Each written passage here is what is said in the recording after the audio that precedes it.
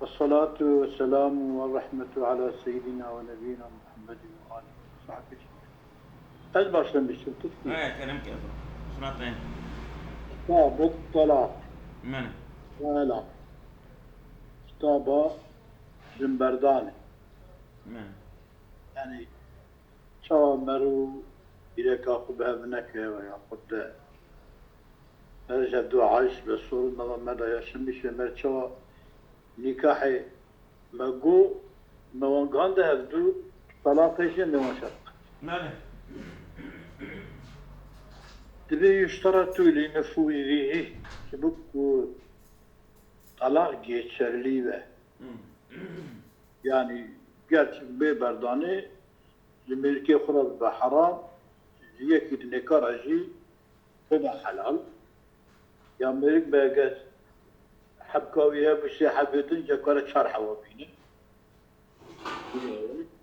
الشرط يكون الطلاق فبقيت اللي التكليف مطلق يكون برد ذكر مكلف تمام.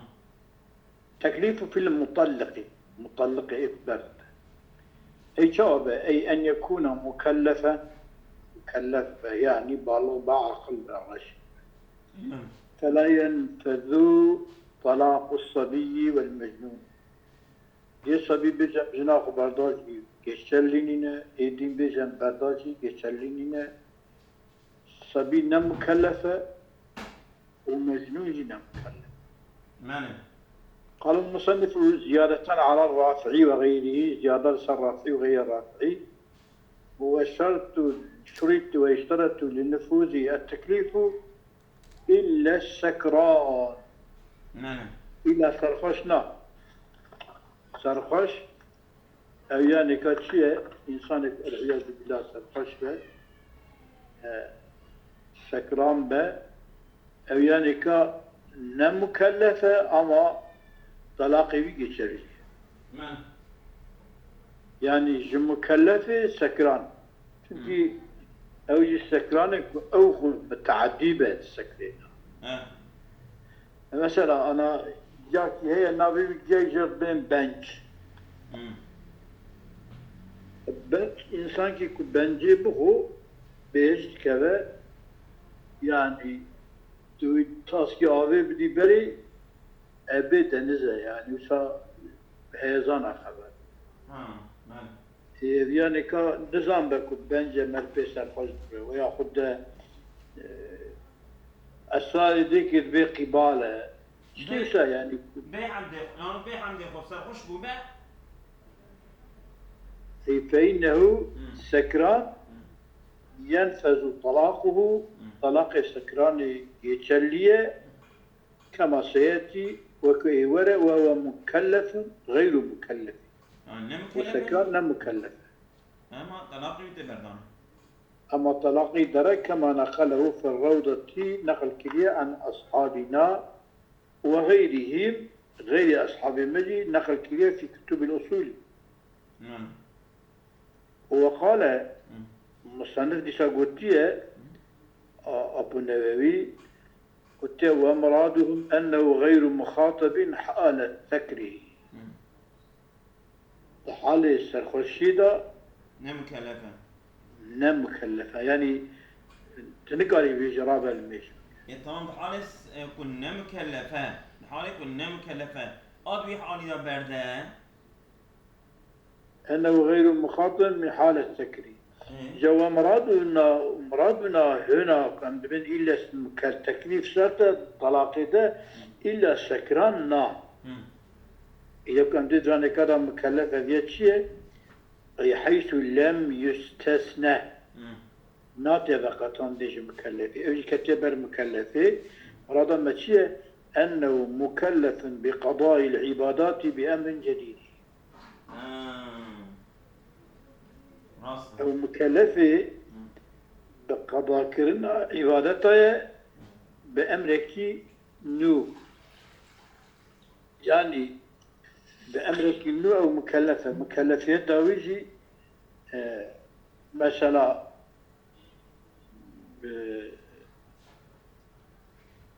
أوكي نوية يعني أمرك نوية يعني شوكة كنينة يعني جبوك emri bir kadai heye ama mesela insan ki kudüm be hatta ni kuşi ne serivi emri ibadet ettin Yani emri ibadet emre cedid az olan yani koşi vere serivine.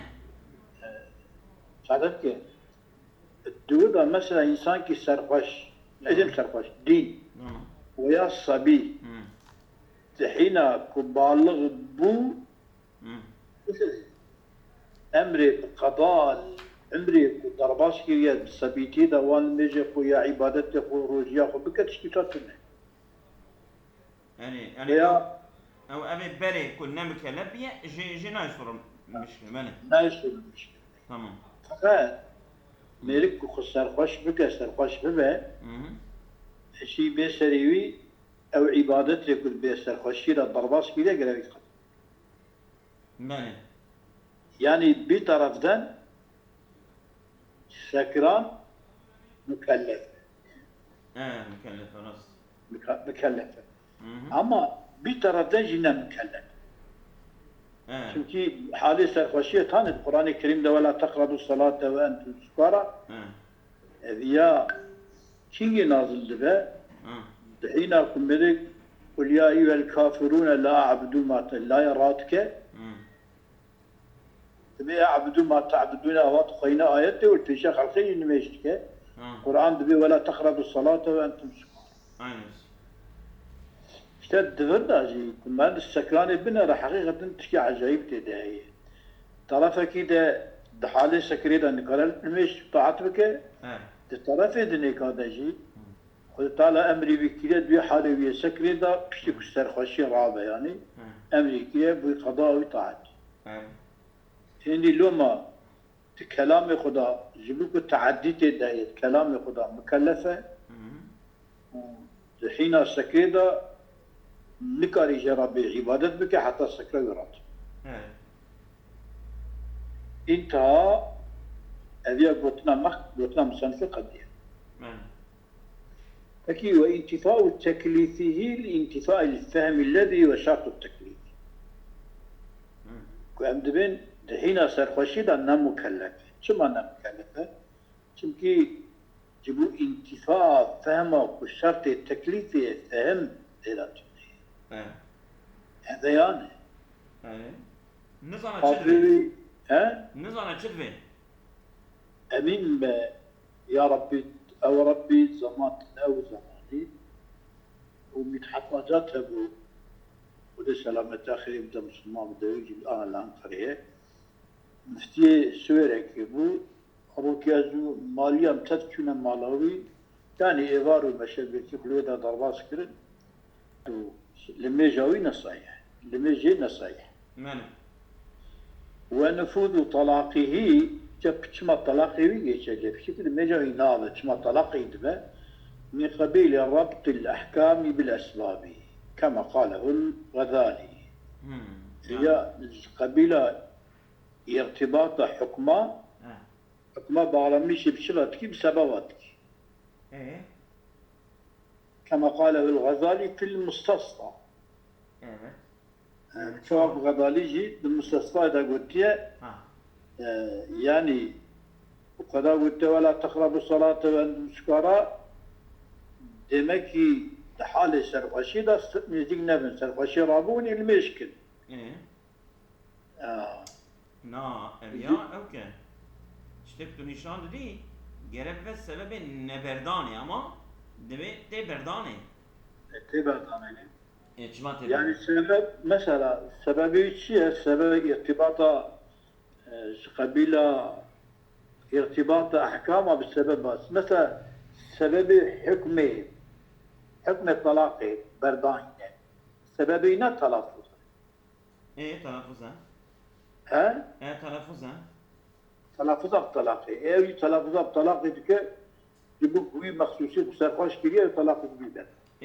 Sabi o mecnun ji telaffuz dikin? Sabi mecnun telaffuz dikin ama ev şebitiyavan ve ev dinitiyavan neddesi. Eviya ji neddesi de? Kica desi de yok serhoş giriyor. O yok serhoş giriyor. Yok serhoş giriyor. Çünkü dikte bedin adbe ile sekran udbe المتعدي بالسكن. بله أظن بالأسباب دبي كتلفظ بالطلاق فلا يعتبر فيها تمييز ولا تكليف. دي بجيبوكو او التعدية كبيرة بالتعدية خطي ما يعني أنا أو التمييز اشتغلت في خدي دامه مثلا المهم يجيبوك عمليات ببه يجيبوك عمليات ببه بتنين ويبهش ناقص إذنه. بله حالي بهشي ده إنسان خبر ده ناده ده إذا فكي دوي قابل بيجم جنا خبردا تي برداني أوش بك سرغشيني نه نا شما نا جبوس أشي جبو كيفي نا ونينا جبو عمليات هذه يعني ديلا تعديتني أنا ديلا önemli olan تعدي أمر خداي أو جاوي مرة عبارة بدي شيء تنكي جرت يخطأ بك يكشف تركيش تبتين ما ماله أي من جهة ربط الأحكام كوقوع الطلاق وقعون الطلاق بالأسباب وقد يا أسباب شيء تلفظ كتلفظ بالطلاق فلا يعتبر فيها تمييز ولا تكليف شيء اعتبارك الشيء السري فرق ما بين قلتنا بك وات بجد طلاق بردانه فرق بيا شرك اعتبار بيا نايكرنك مش تقول تاخذ شر خوشكيريه تبان كلمه مثلا ردتي كلمه ردتي بجديد يعني زمان اساس مثلا ست تعديه تمام مثلا ست تعدي بلد كلمة واجاب عن قوله تعالى ولا تقربوا الصلاه وانتم سكارى الذي استند اليه الجويني وغيره في تكليف السكران أبد بأن المراد به بأول بأوكيب السكراني بالتكليف السكراني من هو في أوائل السكر إيكو هيد باشلانجيش سرخوشي ده هنكي عقله هنكي يعني دبرا أو نزنا بنوصا يعني أو وحالية أو إقامة تكليفية وهو المنتشي أبيكو منتشي يعني كوتشي يعني وسا هنكي عقل جانا هي جانا تنا جانا تشسري جانا أوكي أوكتنا يعني تام نكت يا حالكو جخوك دينابك وحركتي بيشيبك ويام بخانوار مدرون زمشيك وا bu dünyayı ben böyle yaptım, şöyle yaptım, ne ketiyor yani ya. Tamam.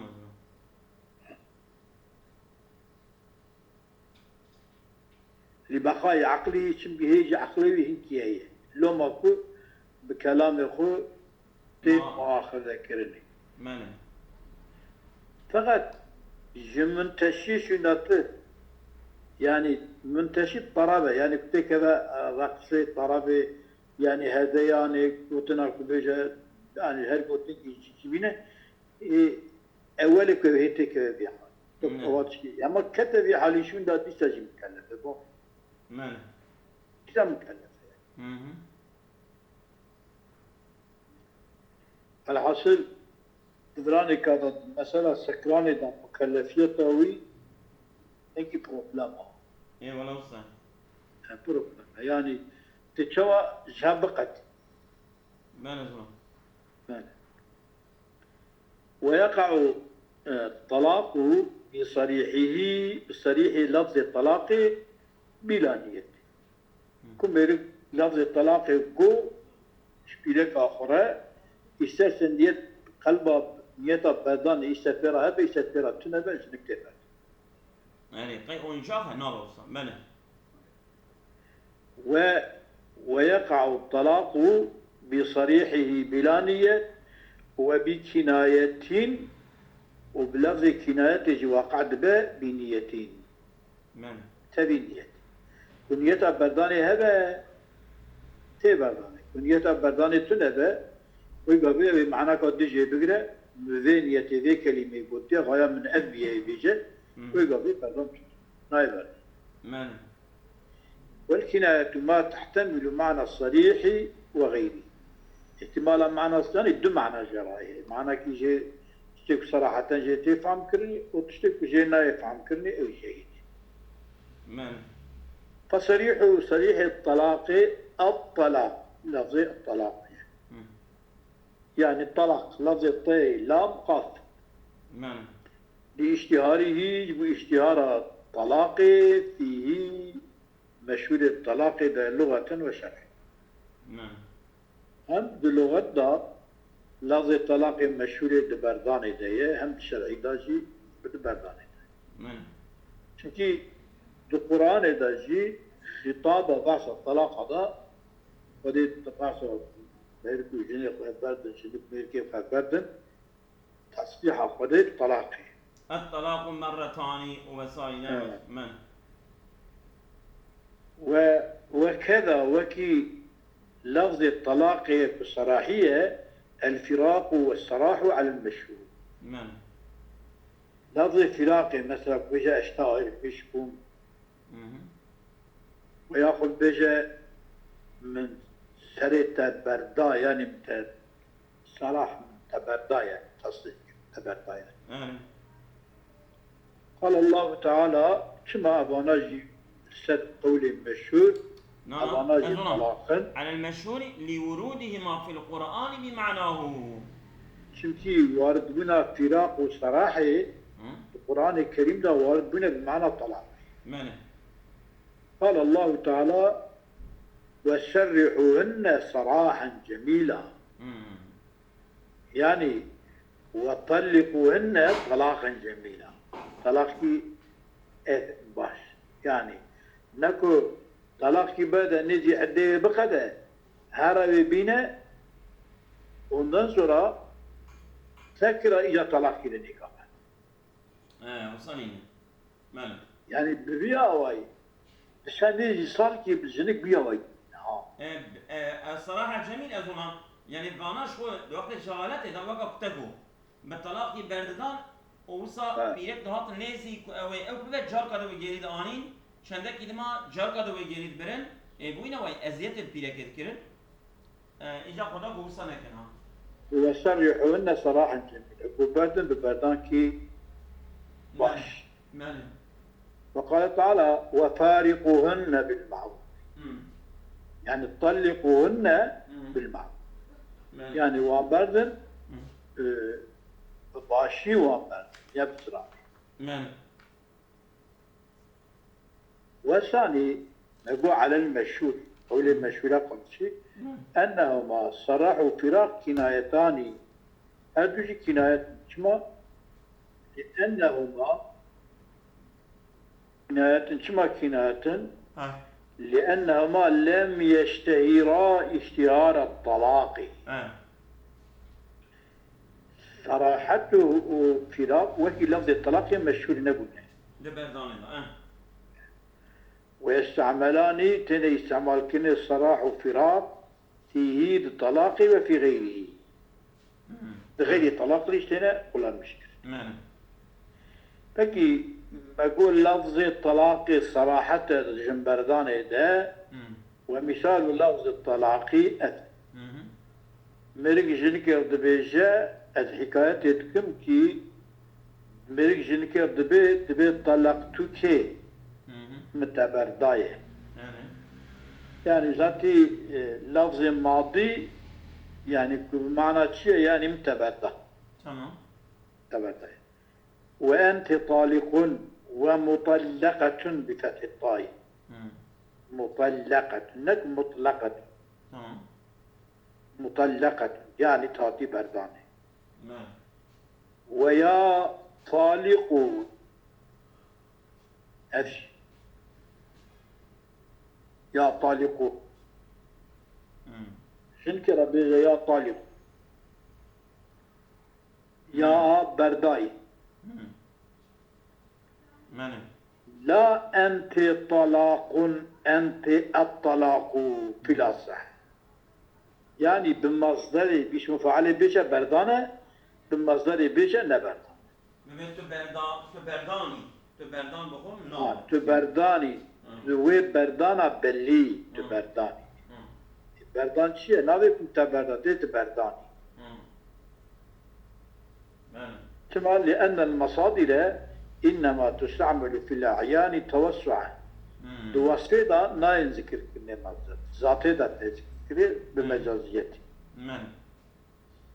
مادام سيء فيكوناني أنت الطلاق ويا أنت طلاق أبيات بن كنايتي طلاق يعني وقتها كل بيجا ملك جنكي بيجا أنت الطلاق ويا أنت طلاق يعني الطلاق مني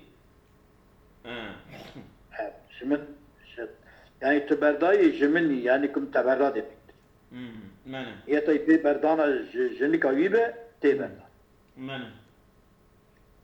والثاني دبيك لا أنت طلاق في الطلاق على الأصح قولي ديا أنهما صريحان مصدر جيب بيجا مصدر جي صراحة الطلاق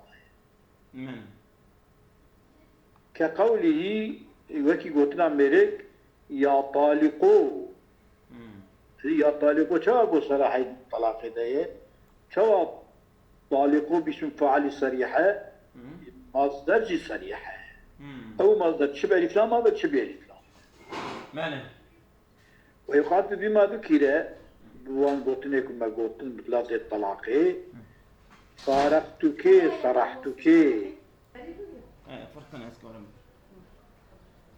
كلام كذا والثاني انما صريحا كقوله يا طالب ويقاس بما ذكر واللفظ الطلاق فارقتك صرحتك اشتاء المشبوه يعني برداي مشترى بجن من تبردا فما صريحان وانت مفارقة من المشبوه مفارقة من المشكري ويا مسرحة من برداي فهي أيضا الألفاظ صريحة وقيل كناية قيل كناية كما صريحة ديفيجن كما كناية تحقيل قلت كما كناية لأن الوارد في القرآن من اللفظين الفعل دون الاسم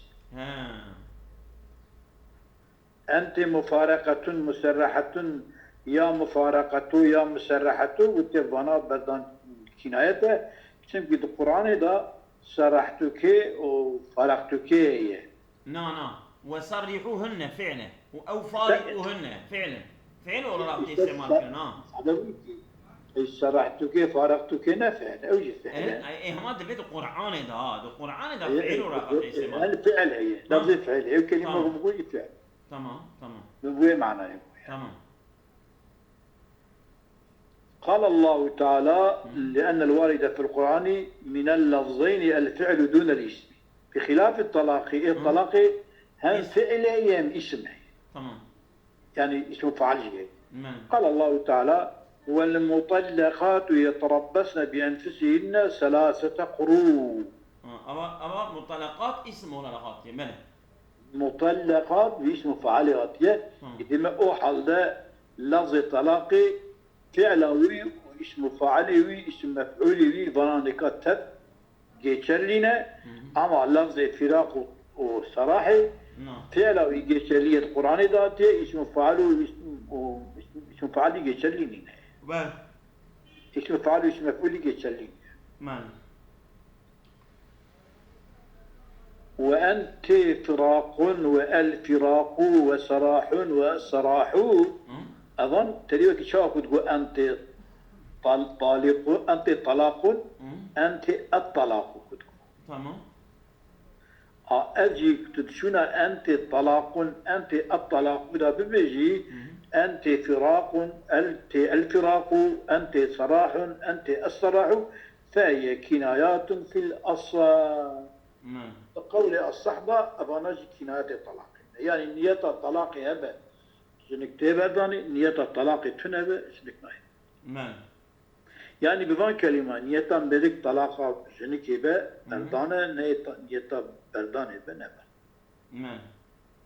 وترجمة الطلاق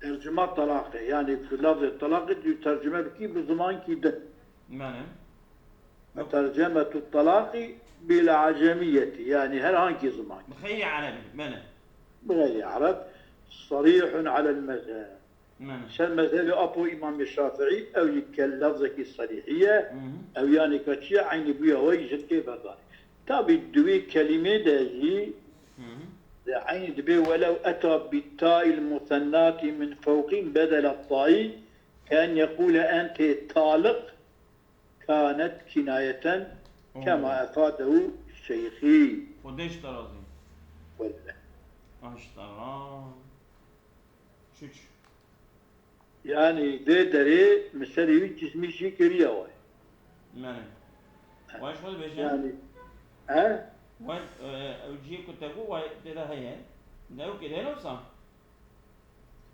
ولا بيام بوني بوانا عيوارك بخمد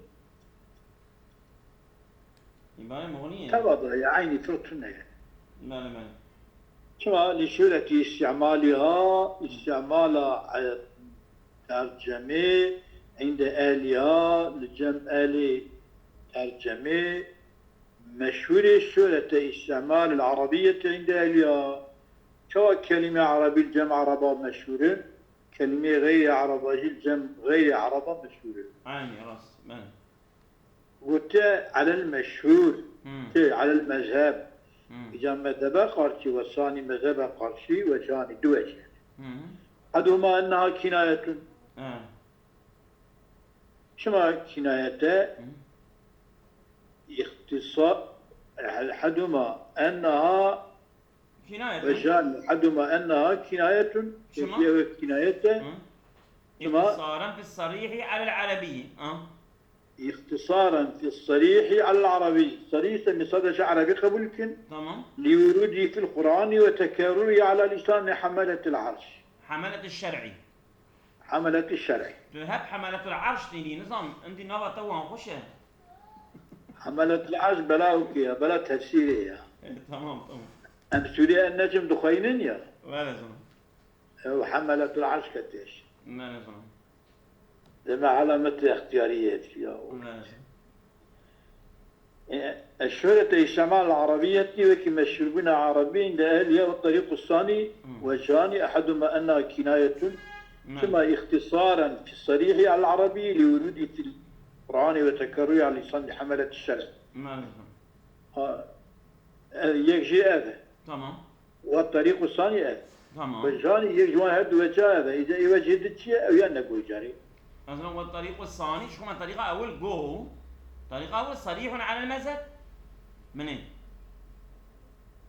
بني والطريق الثاني وجهاني يعني قرشي على المذهب منين؟ طريق الثاني أوجي دوجي جرا ولا خبرته الدوجي جرا كوجي نكاتشين بشغل شيء تفهم يا زلمة منين؟ والطريق الثاني وجهاني أحدهما أنها كناية ووسا أبد الدين شغل صريح شغل صريح كناية ببهاء نعم هو ترجمة الطلاق بالعجمية صريح يجي طريق الثاني وجهاني أحدهما أنها كناية والثاني صريح والثاني جميع شيء بقرن شو صريح باش خدتنا قلت اوكي بني لا دقيقة لا شو الصريح كناية ببهاء يعني شمات بيودوجي يعني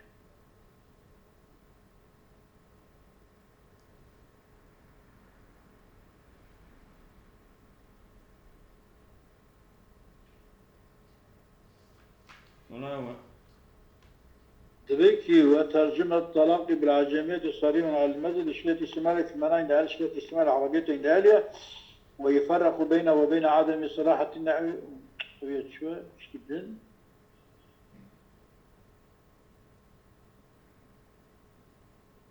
يعني هذا الطريق الثاني وجهاني دبي أحدهما أنه كناية اختصارا في الصريح على العربي لوروده في القرآن وتكرره على لسان حملة العرش ولا أوجه أول أظن والله أوله خبره من قال شكي جوي بيبا شغل بني أنا طلاق جدري ويبيبا هنا يك كنايته ويك صريحة وأطلقتك Tamam. وأنت مطلقة Tamam. أطلقتك Hı. يعني متجوه قريدان بردان Tamam. أنت مطلقة Hı. تهاتي بردان Fatih Bekir'in. Evet. أطي ذكرن بردان demek. Tamam. بتكون الطاي أطلقتك أنت مطلقة Tamam. هذه كناية كما لعدم اشتهاري في معنى الطلاق. De telaffuz avi de hataliye. Çünkü وكي وكي هذه كناية çünkü meşhur بمعنى الطلاق إذن. Neyine mele. Mele tamam. ولو اشتهر لفظ للطلاق Mele. اگر مشهور بلفظ كيش بو جنبرداني Hı. مثلا كالحلال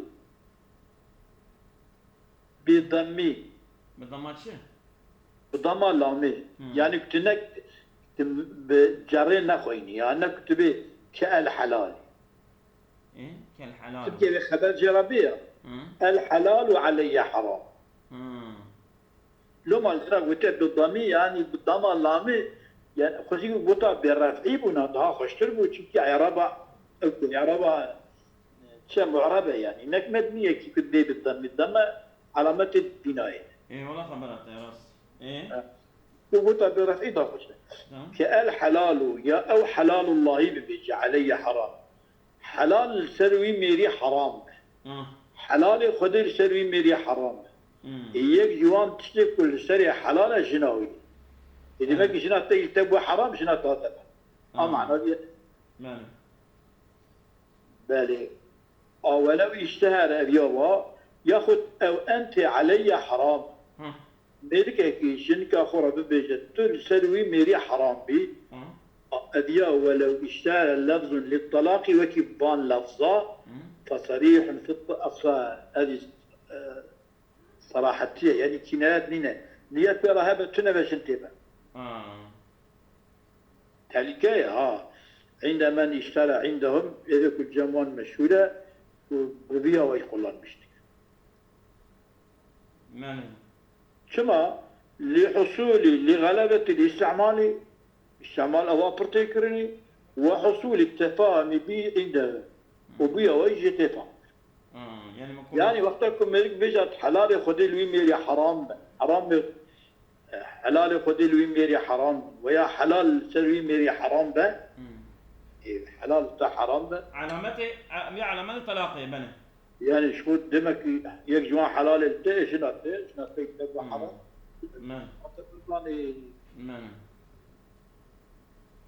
قلت ابو ابي ادبيجن ابي نبوي خشكا ابي مبونا فانا مخلص الاصل انه كنايه والله اعلم يا كنايه غير براهبا يعني اختكم بالحلال خد لي ميري حرام يعني معناه اكو مشنا خبردا شنا مشي من حرام به اذا نيتي به ولا شنو خبردا ناخذ حلال خد من الحرام يعني الاوين حرام حلال اوه قارنا حلاله هي من الحرام او تشبر ما جلنا ما كما لان الصريح انما يؤخذ واخذ كني من ورود القران به من ورود القران في وارد بوبا القران حلال الله الحلال علي حرام طلاق ده وارد نبي القران وارد نبي انبين ذي كلمتك طلاقي هذه كلام خليلتنا امين تكني كيف نباشي تكن وسام التربيه بكن التربيه محافظه كن انجا قام بيجي كنيات ملك بطلاق باش نكتبها نعم كما وإنما لأن الصريح إنما يؤخذ من ورود القرآن بقرآن بوارده وتكرره على لسان حملة العرش حملة الشريعة ليس هو حملة العرش وارد بالرسال زمان أهل الشريعة يجي وارد بوبا يصور النبي وليس المذكور كذلك حلال الله علي الحلال علي يا مشهور في جنبردان دابني أما من لم يشتهر عندهم اجيب الكلمه مشوني بالجمعان طلاق هذا كي بس لا كرمان نجي كرمان حلال خذ اللي ميري حرام فهاي يجيني بردان المساله تيش كنت تمام اجيب اوهابن فهو كنايه في حقهم قطعات حقهم كنايتين اجي وقتها كنت حلال خذ اللي ميري حرام به يعني معنا يأذى كشنا مش اللي من حرام به بذي معناه يكون بيجا ولا جنكش قط فهو كناية في حقهم قطع ولو قال أنت حرام ولم يقل عليه يعني قصة بيجا جزرم نيته وي دي لازم نقول إنه يا الأصح أنه كنايتنا بكناية را نية شرط نية طبيعي ما بيجي بعسكرية تمام أما ملك بيجا أنت حرام تحرامي أما نبي سلم يعني تحرام بلكي كوش قدر يعني فهو كناية قطعة كناية من فهو كناية قطعة ويقابل كسين كناية يعني نيتك تحرامي يعني كنت مش قادر يغتكر يعني تحرامي جمن برداي بوي معناه يكون بيجا ويقابل تبرد بس بس كناية الطلاق أصاب الله غير كثيرا أنا سبب بيجن